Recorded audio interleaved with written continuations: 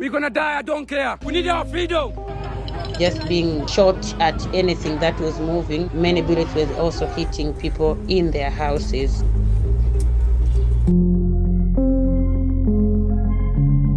Revenons sur le chaos engendré par les élections présidentielles en Tanzanie ce week-end avec des centaines de manifestants tués. La présidente Samia Suluhu Hassan a été élue avec près de 98% des voix, un score soviétique selon Courrier International.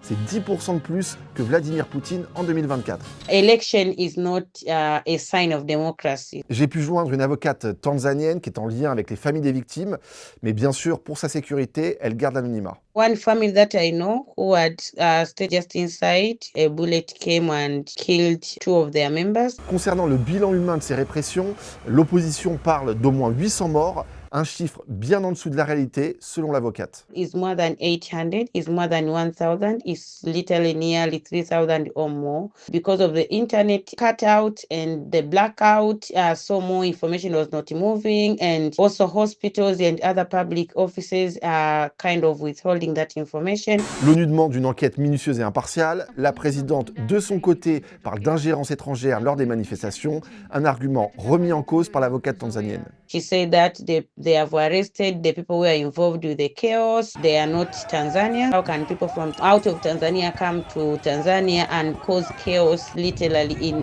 every region? Alors, au-delà des tensions politiques, le New York Times souligne un enjeu économique derrière ces manifestations, avec le chômage des jeunes en première ligne, des événements qui font bien sûr penser à ceux récents à Madagascar et au Maroc. À l'heure actuelle, en Tanzanie, le confinement a été levé, Internet rétabli, les écoles s'apprêtent à ouvrir à nouveau et Samia Suluhu appelle à l'unité. Première femme présidente en Tanzanie, celle qu'on surnomme aussi Mama Samia, était porteuse d'espoir à son arrivée au pouvoir en 2021. Depuis, ses détracteurs sont réprimés.